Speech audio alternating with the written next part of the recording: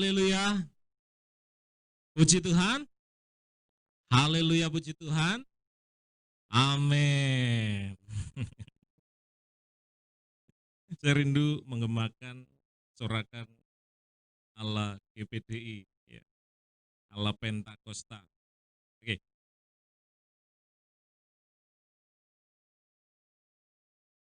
Bapak Ibu, saudara yang dikasihi Tuhan, juga yang ada di rumah, seberapa di antara kita yang percaya bahwa kita pasti selamat?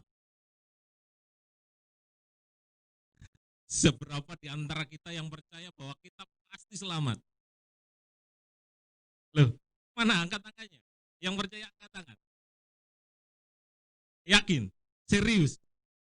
Yang di rumah juga serius? Serius? Sebagai orang percaya harusnya kita benar-benar yakin bahwa kita punya kemenangan. Ujian tadi mengatakan bahwa kemenangan sudah dijamin. Bapak Ibu Saudara, apakah pernah membaca tentang kemenangan di dalam Kristus itu sudah dijamin? Pernah enggak? Di dalam Alkitab pernah enggak? Sampai kita dengan yakin, oh ya ini loh ayatnya. Yang bilang bahwa keselamatan saya itu sudah dijamin sama Tuhan. Pernah enggak? Halo? Pernah ya? Atau lupa? Yang mana ya? Oh jangan-jangan di kitab Kejadian ini. Oke, hari ini kita belajar firman Tuhan. Dan saya rindu kita menghidupinya dan itu menguatkan kita semua. Amin. Hari ini kita belajar tentang ini. 3T jaminan keselamatan. Ada 3T tentang jaminan keselamatan yang Tuhan berikan kepada kita. Banyak kali terkadang kita ini sering ragu, benar enggak ya percaya Yesus itu bisa selamat? Benar enggak ketika saya menyerahkan hidup saya sama Tuhan, saya ada jaminan. Karena kepastian adalah barang yang mahal untuk saat-saat ini, benar enggak? Apalagi tentang masa depan kita, hidup di kekekalan, kehidupan setelah kematian. Itu adalah hal yang sangat mahal. Bahkan orang sering merelakan apapun untuk kepastian masa depannya dia, untuk investasinya. Ya, ada yang punya asuransi? Itu kan jaminan masa depan kan? Sekarang nabung susah-susah ya. Tapi kedepannya anak cucu kita bisa menikmati. Iya kan asuransi. Kita nggak pernah tahu. Bukannya saya agen asuransi saya enggak ikut asuransi Bapak Ibu. Enggak agen, tapi saya ikut memang. Cuman manfaatnya itu banyak. Orang sering rela menyisihkan uangnya untuk nabung, benar enggak? Untuk masa depan mereka. Tetapi terkadang kita lupa untuk hal-hal kehidupan yang akan datang, kita lupa memfokusinya, menabungnya. Ada firman Tuhan mengatakan, simpanlah hartamu untuk kehidupan yang kekal, bukan untuk yang saat ini. Karena di surga itu tidak ada ngengat, tidak ada pencuri. Kalau di dunia ngengat, pencuri ada, semua bisa hilang. Harta benda semua bisa hilang. Kesehatan yang mungkin yang sekarang lagi intens, ya invest kesehatan, naik apa? Goes, ya kan? Ya kan semua serba apa ya? Saya harus jaga kesehatan saya, olahraga, ya kan? Fitness fokus biar badannya sehat, fit, olahraga. Salah enggak? Enggak salah. Tetapi latihan jasmani itu terbatas gunanya. Latihan rohani yang lebih banyak gunanya. Oke. Jadi secara khusus kepastian tentang kehidupan kekal itu sangatlah mahal.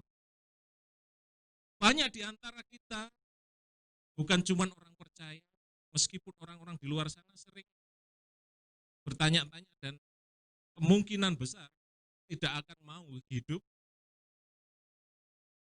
yang sengsara nanti ketika sesudah kematian. Makanya banyak orang berlomba apa? Beramal. Berlomba apa? Yang saat ini mau dirayakan saudara kita. Berkorban, ya kan? Gede-gedean, biar nanti bisa dinaiki katanya. Iya toh? Semua dia korbankan. Apalagi kita orang percaya yang notabene sudah diselamatkan. Ya. Membayangkan saja kehidupan kekal ketika kita tidak bersama Tuhan, berarti kita akan di neraka kalau nggak bersama Tuhan. Itu aja sudah menakutkan. Benar enggak? Ya. Kadang aja banyak orang ngomong kalau lagi panas, panasnya kok neng neraka. Panas koyo ngene wis gak tahan apalagi neng neraka katanya. Kalau lagi panas tok inget neraka. Kalau ndak panas nggak ingat. Kalau lagi sakit baru ingat. Kalau lagi sehat ingatnya apa? Ingat yang lainnya. Oke. Hari ini kita mau belajar tentang ini. Paulus meyakinkan kita bahwa keselamatan di dalam Kristus itu ya tidak bersifat spekulatif atau istilahnya semoga, insya Allah, enggak. Atau jika sesuai harapan, kalau saya percaya, kalau benar ya masuk surga, kalau enggak ya enggak. Enggak. Dan kita enggak bisa, ya, Paulus menggambarkan tentang keselamatan dalam Kristus itu bukan jika Allah berkenan, enggak. Tapi pasti. Makanya inilah yang meyakinkan saya, kenapa saya memilih Kristus di dalam hidup saya. Ada jaminan. Kalau enggak ada jaminan, siapa yang mau? Mau Anda percaya seseorang dan enggak ada jaminan, umpamanya nih, ketika kita naik mobil atau naik kendaraan umum, tetapi kita nggak yakin sama sopirnya. Ini sopirnya bisa bawa mobil enggak ya? Kira-kira saudara berani naik mobil itu? Contohnya, saya kasih kontak ke Selo. Sel, kamu yang nyetir mobilnya. Kira-kira Bapak Ibu berani naik mobilnya? Hah? Berani kalau itu cuma diem. Kalau nyala terus dipencet gasnya, ngeri. Ya. Di dalam kehidupan Kristen harusnya kita yakin dan percaya. Makanya jangan ada keraguan lagi. Jangan pernah kita ragu. Ya, karena akhir-akhir ini banyak sekali pengajaran baik yang ada di YouTube, di Facebook, hampir semua itu menggoyahkan iman. Kalau kita tidak sungguh-sungguh belajar kebenaran firman Tuhan, kita dikacaukan. Ya, bukan saja dari orang-orang di luar Kristen, bahkan dari kekristenan sendiri pun ada banyak yang menggerogoti ajaran-ajarannya. Ajaran sumbang, ajaran yang setengah benar. Ajaran setengah benar itu ya sesat. Nggak ada ajaran setengah benar. Kalau benar ya benar, kalau enggak benar ya enggak benar. Cuman dua pilihan. Ya. Ada yang berbicara bahwa keselamatan itu harus melalui upaya kita, melalui perbuatan baik kita. Ada yang bilang gitu. Kalau kita enggak berbuat baik, kita enggak bakalan selamat. Ada yang bilang enggak perlu berbuat baik, tapi yang cukup iman saja. Yang penting saya percaya Yesus. Yang benar mana Bapak Ibu? Ayo saudara, yang benar yang mana kira-kira? Hah? Yang benar ya, kita punya iman, tetapi terwujud dalam perbuatan. Karena orang yang beriman tanpa perbuatan, saya tidak percaya dia punya iman. Iya kan? Kita bisa ngomong saya percaya Yesus, tapi nggak pernah ke gereja, nggak pernah baca Alkitab, nggak pernah berdoa. Saudara percaya dia percaya Yesus? Enggak. Karena orang yang percaya Yesus pasti suka beribadah, suka baca Alkitab, juga suka berdoa. Kalau enggak percaya Yesus ya lumrah. Ya. Oke. Jadi Paulus menerangkan hal tentang jaminan keselamatan ini di dalam Roma 8 ayat 33 sampai 39. Mari Bapak Ibu buka ayat Alkitabnya.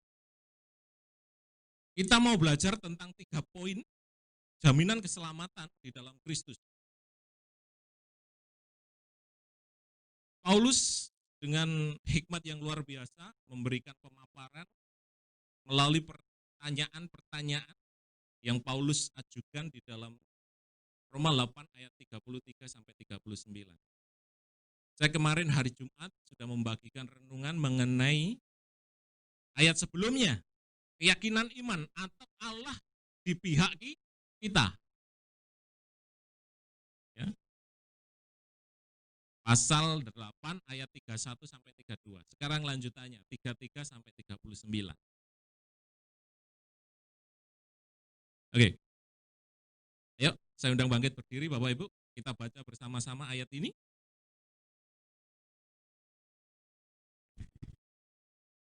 Oke.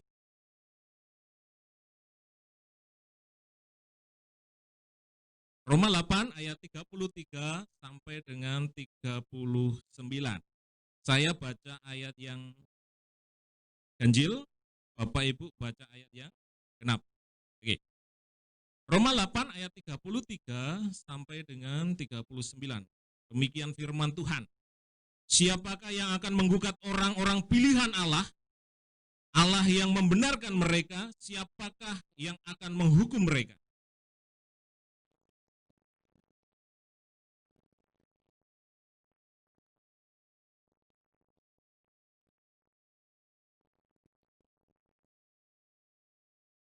Siapakah yang akan memisahkan kita dari kasih Kristus?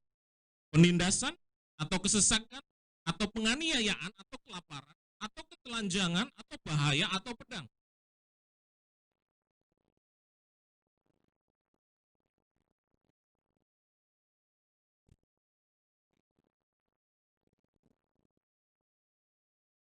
Tetapi dalam semuanya itu kami lebih daripada orang-orang yang menang, dan oleh Dia yang telah mengasihi kita.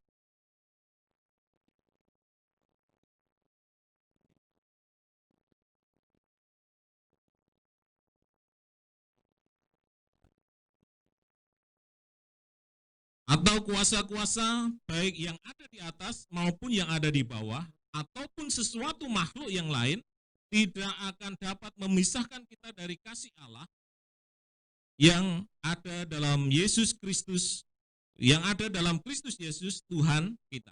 Amin. Terima kasih. Bapak Ibu, hari ini saya rindu kita belajar dari Roma 33, Roma 8 ayat 33 sampai dengan 39. Ada 3 poin di sini. Bapak Ibu perhatikan. Poin pertama tentang jaminan keselamatan 3T adalah yang pertama di ayat yang ke-30,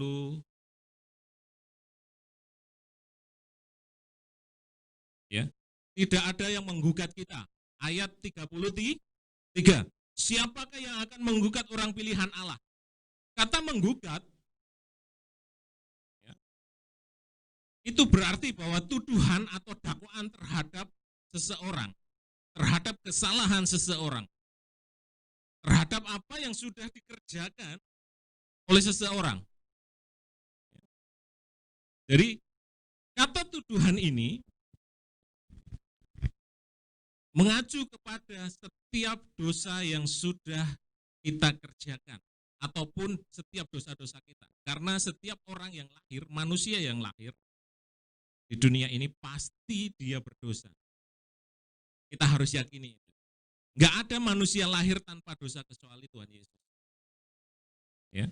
Semua orang itu punya dosa. Meskipun dia bayi baru lahir, dia punya dosa. Satu dosa. Dosa apa? Dosa Adam. Dosa imputasi. Karena Adam mewakili manusia.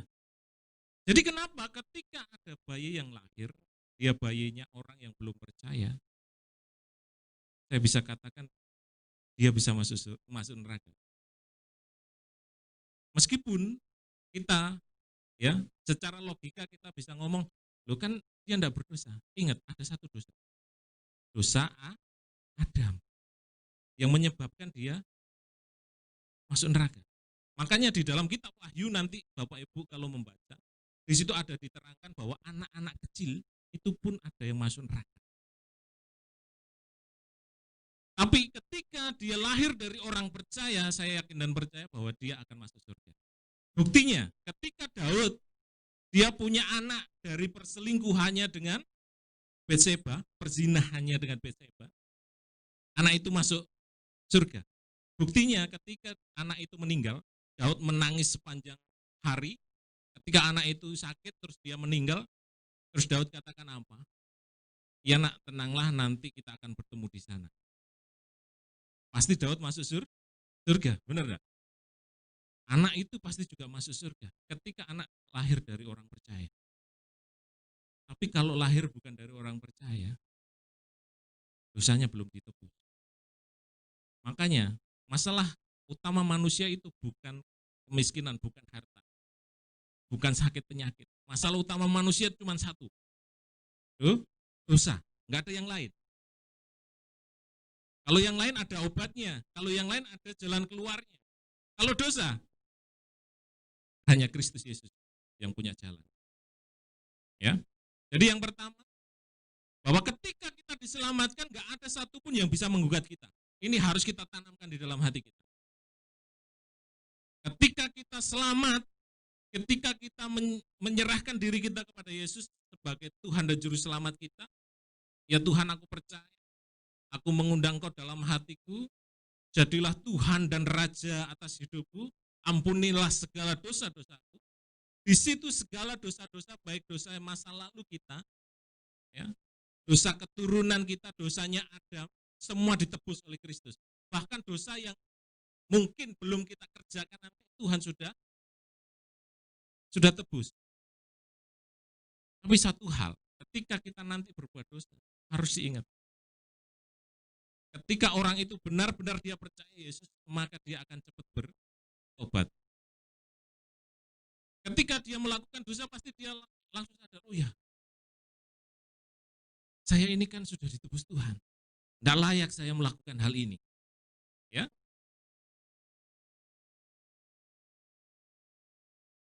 Orang pilihan Tuhan, orang Kristen, orang percaya,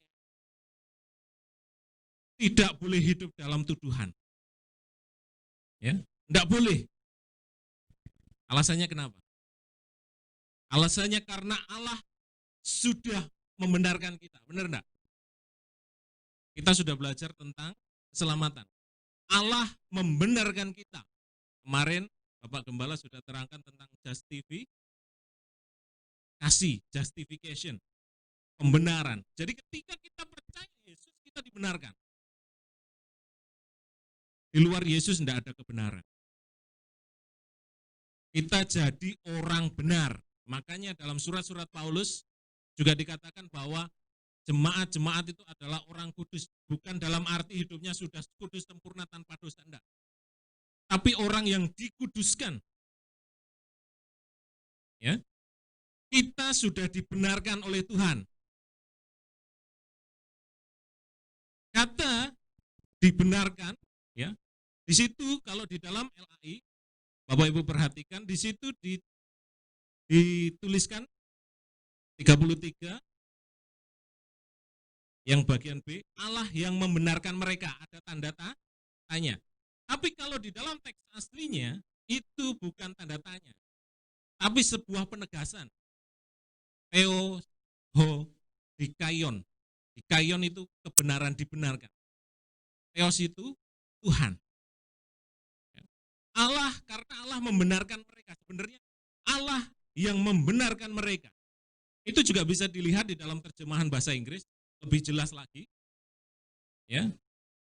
Di dalam terjemahan bahasa Inggris dikatakan, ya, kalau di dalam terjemahan bahasa Inggrisnya di situ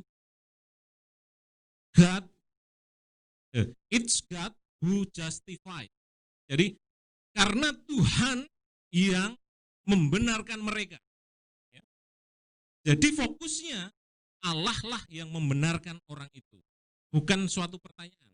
Kalau di dalam LA ini memang agak kabur. karena dia berubah pertanyaan. Sebenarnya bukan pertanyaan tapi penegasan. Jadi dalam artian Allah lah yang membenarkan, orang percaya. Kalau Allah yang membenarkan, siapa yang bisa menuduh? Siapa yang bisa menuduh bahwa kita bukan orang benar? Tidak ada.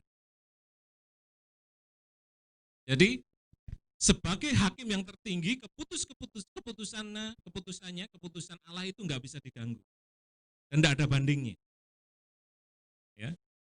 Jadi ketika kita percaya Yesus, yakinlah dan percayalah bahwa kita sudah dibenarkan. Jangan terus kita tertuduh lagi, ya saya layak dibenarkan enggak ya? Dosa saya kan sudah terlalu banyak. Akhirnya kita undur daripada Tuhan. Banyak yang kayak gitu enggak? Banyak. Wis kadung bejat ya bejat sekalian. No. Ya. Tuhan datang bukan untuk orang sehat. Tuhan datang bukan untuk orang benar. Tapi orang yang mau dibenarkan. Tetapi ini juga jangan jadi alasan kita untuk kita tetap jatuh dalam dosa. Enggak.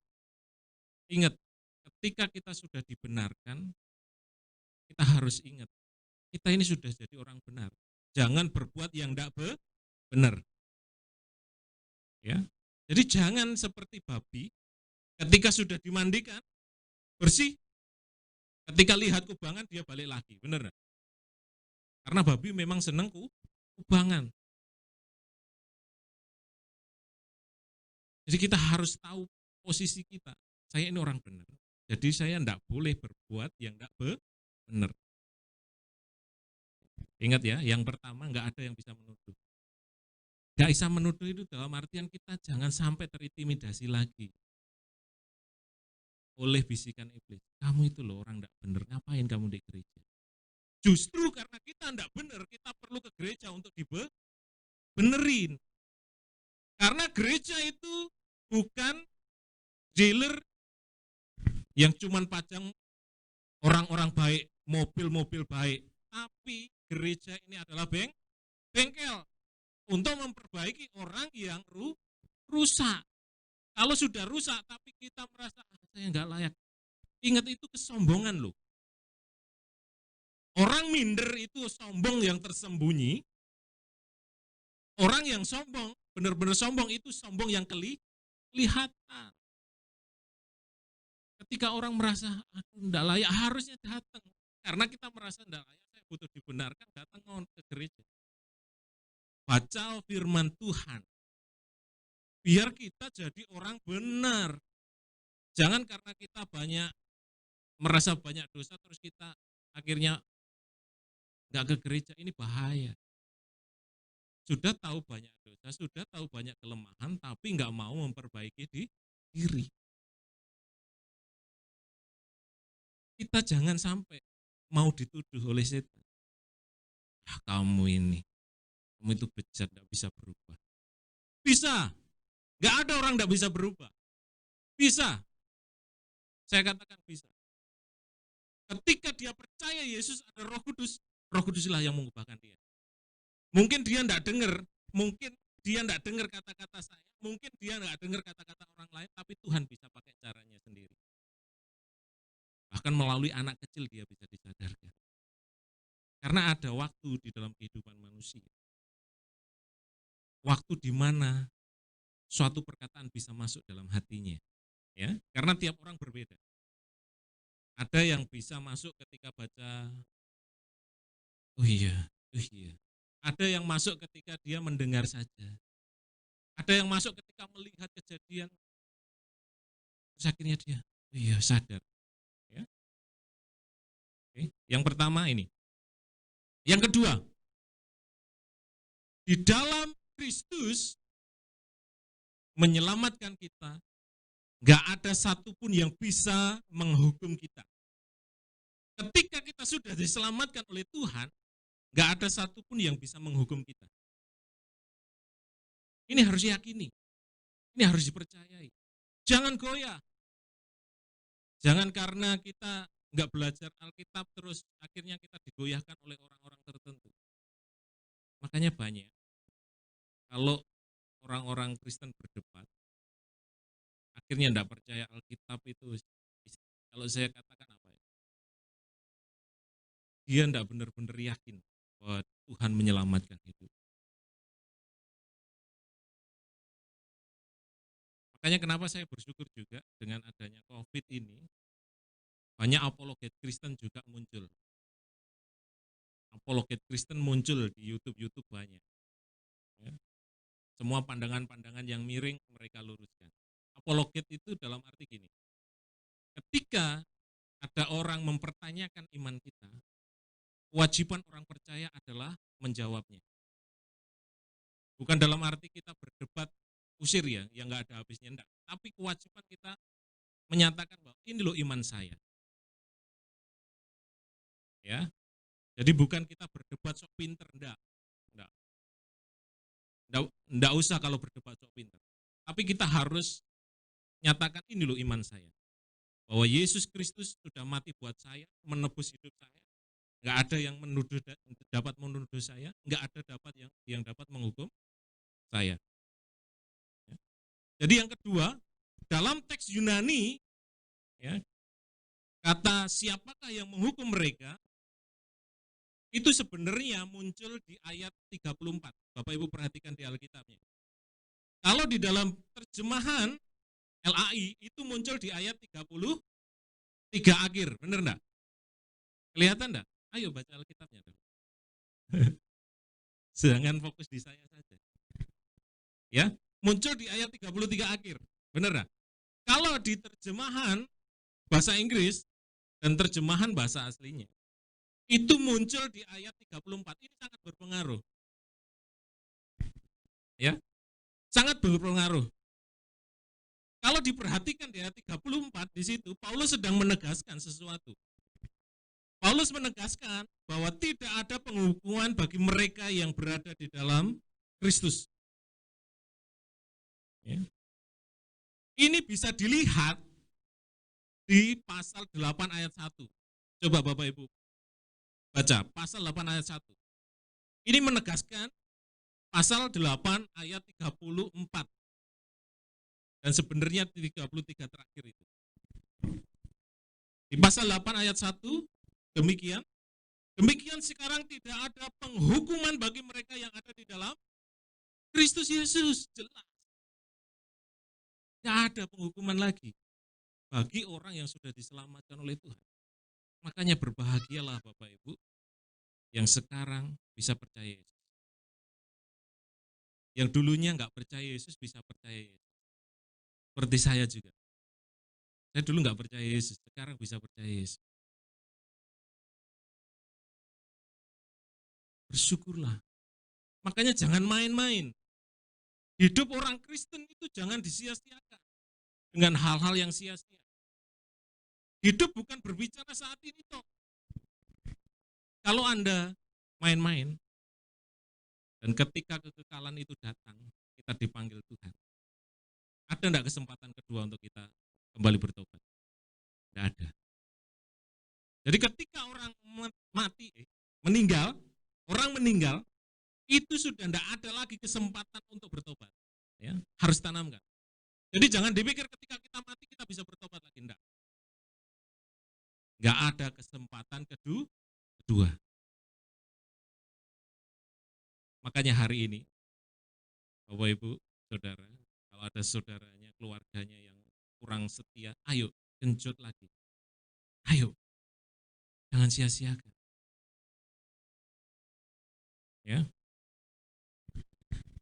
Kepastian bahwa tidak ada penghukuman ini bukan berdasarkan apa yang kita kerjakan, bukan berdasarkan apa yang kita lakukan, tapi semua berdasarkan apa yang Yesus kerjakan. Di ayat 34, perhatikan. Di ayat 34 di situ dikatakan bahwa Kristus Yesus telah mati. Bahkan lebih lagi, yang telah bangkit, yang juga duduk di sebelah kanan Allah, yang malah menjadi pembela kita. Jadi, dasar dari kita tidak dihukum itu bukan apa yang kita kerjakan, tetapi Yesus Kristus yang kerjakan. Seberapa banyak di antara kita yang berpikir bahwa kalau saya mau selamat harus beramal yang banyak, ya, beramal yang banyak. Maaf kata Bapak Ibu, kalau orang tidak punya uang kira-kira bisa beramal banyak enggak? Ya, kalau uangnya minim, kira-kira bisa beramal banyak enggak? Enggak bisa. Apakah diukur dari banyak sedikitnya? Enggak. Tapi dari kerelaan hatinya. Bapak Ibu memberikan persembahan juga bukan diukur dari besarnya, ya, besarnya amplopnya, ya kan? Bukan diukur juga dari isinya maksudnya. Oh, kalau tebel ini banyak ini nanti masuk surga ini jaminnya. Tidak ada. Harta Bapak Ibu semua kasihkan ke gereja. Kalau Bapak Ibu tidak pernah terima Yesus, nggak ada gunanya. Percuma kalau kita kasih hidup kita tanpa kita punya keselamatan, tanpa kita benar-benar beriman kepada Tuhan. Beriman itu bukan cuma percaya loh. Beriman itu mempercayakan diri kita, ya. Jadi jangan dipikir ketika kita percaya Yesus Tuhan kita selamat. No, bukan cuma itu. Tapi benar-benar mempercayakan hidup kita, menjadikan Yesus benar-benar Tuhan dan Juru Selamat. Itu yang baru. Kita bisa selamat. Orang ngomong percaya Yesus gampang enggak? Gampang. Semua orang bisa enggak? Bisa. Tapi orang mau mempercayakan diri kepada Yesus gampang enggak? Enggak gampang. Banyak kali kita kadang, aduh Tuhan prosesnya berat ini. Terus enggak kali ini saya nyerahlah Tuhan. Ya. Jadi, dan ayat 34 ini tidak ada yang dapat menghukum kita itu fokusnya juga kepada satu perkataan. Bahwa dialah pembela kita. Kata yang lebih tepat dari kata pembela kita sebenarnya adalah pendoa syafaat kita. Ya, kalau LAI menerjemahkan pembela kita, ya. Kalau di dalam terjemahan bahasa Inggris, ya, saya bacakan di sini. Kalau di dalam bahasa Inggris itu dikatakan interceding for us, bukan pembela, tapi lebih ke pendoa syafaat. Yesus Kristus yang sekarang ada di sebelah kanan Bapa, beliau menjadi pendoa kita. Ketika kita mengalami problem, beliau yang mintakan juga kepada Bapa. Oh, luar biasa tuh. Makanya nggak ada yang bisa menghukum kita itu karena ada Yesus yang menjadi pendoa syafaat kita. Jadi harus diingat, ya, jangan kita ragu lagi. Selamatan dalam Yesus itu bukan moga-moga, bukan jika Allah berkenan, tapi pasti. Makanya ketika kita mengerjakan keselamatan kita harus pasti.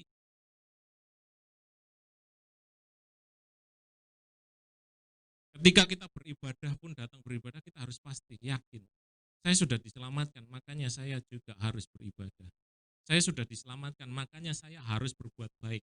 Jadi perbuatan baik itu karena kita tahu kita sudah diselamatkan. Karena kita punya iman, makanya kita berbuat baik. Bukan berbuat baik supaya kita selamat. Enggak. Dasarnya itu iman dulu, baru kita nyatakan di perbuatan kita. Kita nyatakan bukan karena kita mampu, bukan karena bisa, tapi karena Tuhan yang ada di hidup kita itu yang memampukan kita untuk kita bisa berbuat baik.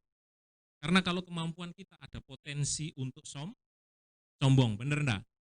Ketika orang bisa berbuat baik, iki lho aku. Ketika orang bisa menyumbang gereja dengan banyak, kalau dia motivasinya perbuatan baiknya dia akan sombong, gereja ini karena saya. Ketika orang bisa menyerahkan dirinya untuk nolong seseorang tanpa didasari bahwa iman, saya percaya Yesus sudah menyelamatkan saya pun harus menyelamatkan orang lain. Ketika dia bisa menolong orang lain, dia akan berkata, ini semua karena Yesus. Saya bisa kayak gini karena Yesus. Ya. Jadi kalau kita belajar bahwa tidak ada yang menghukum kita ini berbicara bukan cuma masa depan saja, tapi juga saat ini. Ketika kita menjalani hidup kita saat ini, jangan lagi ada tuduhan, jangan lagi iman kita dilemahkan oleh orang-orang. Mulai perkataan-perkataan yang kamu ini orang jahat, kamu ini orang bejat, nggak bisa berubah, enggak ada. Karena ada Yesus yang selalu menjadi pendoa syafaat kita. Di sampingnya Bapa, Yesus selalu ngomong, ini loh Bapak anakmu ini loh. Jadi pendoa syafaat kita itu hidup sampai hari ini, bukan mati. Karena ada ajaran juga yang mengajarkan bahwa ada pembawa syafaat buat mereka, tapi sudah mati. Kalau kita hidup, pembawa syafaatnya kita ini hidup. Jadi jangan ragu lagi. Oke, yang ketiga, yang terakhir. Oke, yang terakhir. Tidak ada yang dapat memisahkan kita dari kasih Kristus. Jadi ketika kita percaya Yesus, ketika kita benar-benar menjalani iman percaya kita kepada Kristus, tidak ada satupun yang dapat memisahkan kita dari kasih Kristus. Ya. Poin ini tampaknya lebih ditekankan oleh Paulus dibanding poin-poin sebelumnya. Ya. Jadi frasa ini diulang 2 kali. Kata tidak dapat terpisah dari kasih Kristus 2 kali. Ayat 35 dan 39. Coba perhatikan. Ketika ada kata-kata atau frasa yang sering diulang berarti itu penting. Di dalam Alkitab kalau ada kata-kata atau frasa yang diulang, itu pasti penting. Ini yang suka baca Alkitab pasti tahu. Yang tidak suka baca Alkitab harusnya tahu. Dan mulailah suka baca Alkitab. Ya. Saya ketika baca Alkitab banyak hal yang saya temukan, saya luar biasa Tuhan. Ya. Saya memang kadang saya enggak harus duduk di depan meja, saya harus buka-buka, enggak. Kadang saya pegang handphone, pegang tab, saya bisa sambil mikir. Bahkan kadang saya di mobil, ketika saya ada jadwal menyampaikan firman Tuhan, pasti saya akan berpikir seminggu atau 2 minggu sebelumnya, saya pasti berpikir, Tuhan maksud Tuhan ini apa sih sebenarnya? Apa yang Tuhan mau sampaikan? Saya sering ngomong sama istri saya, kadang saya kehabisan ide kalau dari saya sendiri. Tuhan mau bicara apa ya? Tuhan mau bicara apa ya? Ya. Jadi ketika kita belajar Alkitab akan banyak hal yang bisa menguatkan iman kita. Bacalah, ada handphone sekarang, lebih nyaman kita ya kan? Nggak perlu Bapak Ibu baca nenteng gini, di kerjaan nenteng gini, nggak perlu. Sekarang lebih canggih, handphone kan bisa lagi nunggu nasi goreng dimasak ya kan, bisa baca. Boro-boro, ya mending handphonenya diputer, ya kan? Iya, iya toh? Iya. Pokoknya kalau handphone diputer sudahlah, nggak mungkin baca Alkitab. Bener nggak? Ayo, siapa di sini yang pernah baca Alkitab tapi handphonenya di landscape? Nggak ada. Yang pasti main game. Kalau main game nggak landscape nggak enak toh? Ayo, siapa yang sini suka main game tapi arah gini? Aneh toh? Oh gitu, wong nonton YouTube aja gini kesannya aneh. Tapi anak-anak banyak yang suka gini. Kenapa? Karena bisa dinaik ke pilih lagi. Kalau orang-orang yang sudah sama yang sudah dewasa pasti gini kan lebih jelas gambarnya. Karena anak-anak nggak butuh jelas, mereka butuh bisa milih. Iya, oke. Banyak hal yang akan kita temukan. Kalau ini penting, makanya kita harus pelajari. Poin ini tampaknya memang ditekankan oleh Paulus. Karena ini memang benar penting. Ya, bagi orang-orang Kristen yang sering mengambil ayat ini, siapa yang dapat memisahkan kita dari kasih Kristus untuk kenyamanannya. Untuk karena kita biar, kalau gitu saya sengsara, Tuhan pasti tolong. Bukan itu fokusnya. Berarti Tuhan memberkati saya dengan hal-hal materi, bukan itu fokusnya. Ayat ini bukan bicara tentang itu. Boleh enggak dipakai? Boleh saja. Tapi ingat, fokusnya ayat ini berbicara tentang keselamatan kita. Karena kembali lagi, kemarin Jumat saya tegaskan, bahwa kita harus bedakan keinginan dan kebutuhan. Ya, keselamatan itu kebutuhan atau keinginan? Kebutuhan. Semua orang butuh diselamatkan, benar enggak? Iya. Siapa di sini yang enggak butuh diselamatkan? Hah? Nanti saya doakan. Enggak ada, semua orang butuh diselamatkan, benar enggak? Butuh diselamatkan. Itu kebutuhan. Kalau handphone, gadget, ya kan, mobil, sepeda motor, uang, kebutuhan atau keinginan kira-kira? Keinginan pastinya. Karena Tuhan pernah janji bahwa Tuhan tidak akan membiarkan kita tidak makan. Benar enggak? Kalau makan secukupnya ya disyukuri. Jangan kita berusaha cari lebih banyak, lebih banyak, lebih banyak, akhirnya kita lupa sama Tuh. Kaya dosa enggak? Enggak. Banyak uang dosa enggak? Enggak. Tapi cinta uang itu yang mengakibatkan akar segala kejahatan. Tidak ada yang salah dengan orang kaya. Tapi ingat, semakin kita dipercaya banyak, kita akan dituntut banyak. Harta kita banyak, Tuhan tuntut akan banyak. Iya loh, banyak apa? Banyak biar bermanfaat buat orang lain. Ya kan? Kita dipercayakan banyak talenta. Tuhan juga tuntut banyak, ayo melayani. Pakai talentamu. Jangan kalau punya talenta disimpan aja. Simpen sampai bau, akhirnya enggak bisa dipakai. Entah kapan itu saya pernah yang kasih video itu loh.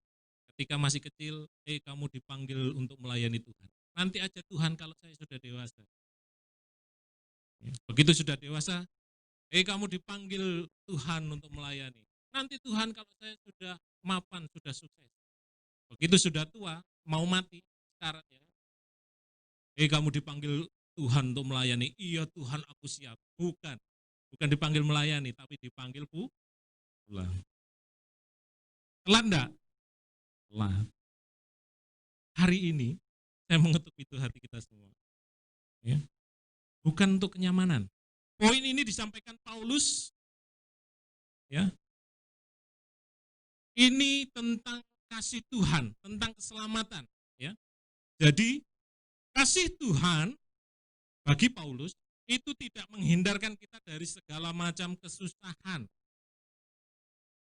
penderitaan, ya. Kasih Kristus tidak selalu berbentuk kelepasan dari apa yang kita alami hari ini. Kesulitan ekonomi kah? Sakit penyakit kah? Coba perhatikan di ayat-ayat itu. Di ayat 35 sampai 39.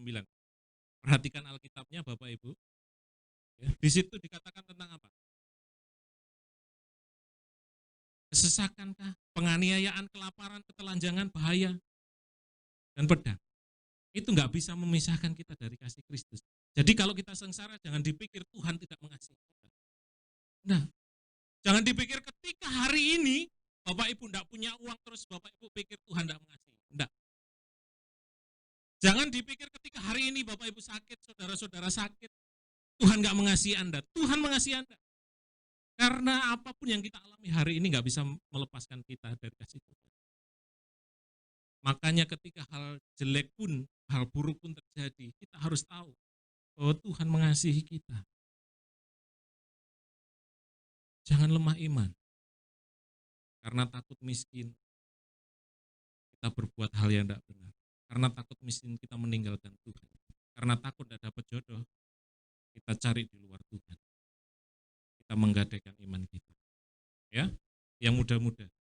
Oke? Ayo, Ju, ingatkan Kiki, Ju. Jangan lo, Ki, ya. Oke, jangan. Ya. Bahkan yang lebih ekstrim lagi di situ dikatakan, coba perhatikan.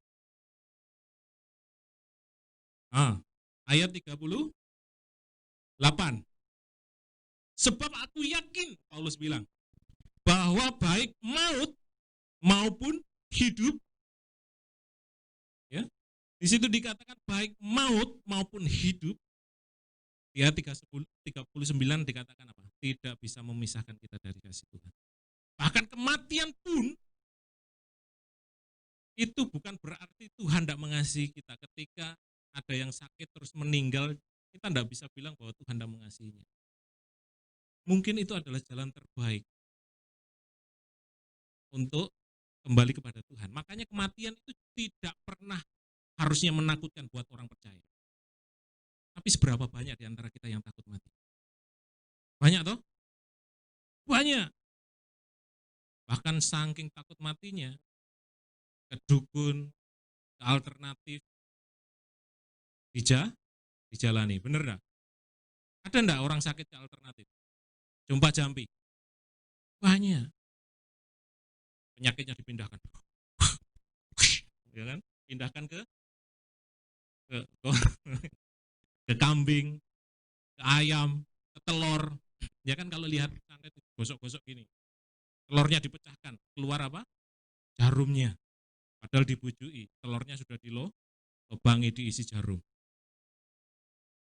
Kan nggak mungkin diteliti lagi, wong begitu gosok-gosok terus dipecahkan. Kaget. Nyata ada jarumnya di tubuh saya. Enggak, ya memang penyakit, bukan karena jarum. Ingat, orang percaya, orang Kristen itu enggak bisa disantet, Bapak Ibu. Yakinlah. Orang Kristen itu bisa digoda sama setan enggak? Bisa, sangat bisa. Bisa dijawil enggak? Bisa. Tapi enggak bisa dirasuki. Kalau orang Kristen kerasukan, tanda tanya besar. Imannya di mana? Dia percaya Yesus. Orang Kristen itu enggak bisa dirasuki. Bah kita masuk di rumah atau tempat paling angker, kita nggak akan bisa dirasuki. Saya sendiri membuktikan. Ya. Saya ketika keliling ke daerah Tuban, ada namanya Goa Akbar. Siapa pernah ke Tuban masuk Goa Akbar? Ya. Ada satu tempat untuk pertapaan. Kecil. Nggak sampai masuk ya. Jadi ada ruangnya kecil. Begitu saya masuk ke situ sama teman saya juga orang Kristen. Dia bilang, sesek ya saya. Sesek ya. Saya masuk juga enggak apa-apa tuh. Padahal badannya sama-sama gedenya. Loh iya, badannya saya cuman beliau agak lebih pendek dikit. Ya. Perutnya lebih maju beliau ya, sama saya. Teman satu kantor. Dan itu ketika kita keliling ke Tuban, bilang, sesek ya, kamu nggak apa-apa Kak? Nggak apa-apa tuh. Ketika orang percaya nggak bisa loh. Apalagi kita sungguh-sungguh sama Tuhan nggak bakalan bisa dijawab. Demit orang tulit, setan orang doyan. Ya gimana ngunyah wong setan nggak punya gigi? Gimana tulit wong setan nggak berwujud? Itu harusnya jadi iman kita. Makanya orang Kristen itu jangan takut sama setan. Jangan bangga kalau melihat setan, nggak perlu. Lihatlah Tuhan. Itu yang lebih perlu. Pandang Tuhan, ya. Jadi ketika kita tahu dan kita yakin bahwa Kristus selalu mengasihi kita, kita akan kuat menghadapi apapun. Ya. Jadi kasih Tuhan itu bukan berbicara mengenai ketika kita dapat mujizat, kita lepas dari krisis ekonomi, ketika kita disembuhkan dari sakit, bukan itu aja. Ketika kita fokusnya cuma itu, kita sudah merendahkan derajatnya Tuhan. Ya, kita sudah merendahkan derajatnya Tuhan loh. Ketika kita percaya Tuhan cuma ketika Tuhan buat mujizat. Kalau Tuhan nggak buat mujizat, apakah Tuhan kurang maha kuasa? Apakah Tuhan kurang mengasihi kita? Enggak. Terkadang kita butuh itu untuk kita lebih dewasa lagi. Ya. Jadi jangan berpikir bahwa Tuhan tidak mengasihi kita. Hari ini ketika ada masalah jangan berpikir Tuhan tidak mengasihi. Tuhan mengasihimu. Tuhan mengasihi saya. Tuhan mengasihi kita. Ya. Bahkan ketika kami kehilangan anak pun saya juga dikuatkan. Oh ya, Tuhan mengasihi saya, Tuhan baik. Kami sekeluarga dikuatkan. Kalau menurut orang lain, ini gara-gara kesalahan. Enggak apa-apa, itu kata orang. Tapi saya yakin dan percaya, kalaupun mungkin Tuhan, ya kan, ada anak kami masih ada sampai hari ini, kami belum tentu bisa seperti ini. Iman kami belum tentu sekuat ini. Kami belum tentu bisa melayani dengan lebih baik lagi. Motivasi kami. Kita nggak pernah tahu. Terkadang ketika semua masih enak-enak, kita ada kesombongan yang tersembunyi. Ketika kita melayani, kita ada motivasi lain. Ketika kita percaya kepada Yesus, ada motivasi lain. Ya. Jadi, jangankan sekedar bahaya, kesengsaraan, kematian pun bisa menimpa kita. Jadi jangan dipikir ketika kita sakit, ketika kita mengalami nanti pun dipanggil Tuhan, kita mati. Kita ngomong terus Tuhan tidak mengasihi kita. Tidak, Tuhan mengasihi kita. Dengan kata lain, aman di dalam Tuhan bukan berarti tanpa serangan. Ketika kita bilang saya aman di dalam Tuhan bukan berarti kita nggak ada masalah, nggak ada serangan. Tetap ada Bapak Ibu. Ya. Jadi dengan kayak gini kita akan lebih kuat lagi mengiring Tuhan. Masalah boleh ada, saya yakin Tuhan mengasihi saya lebih setia lagi. Itu harusnya. Ketika saya sakit pun saya percaya Tuhan mengasihi saya akan lebih giat lagi.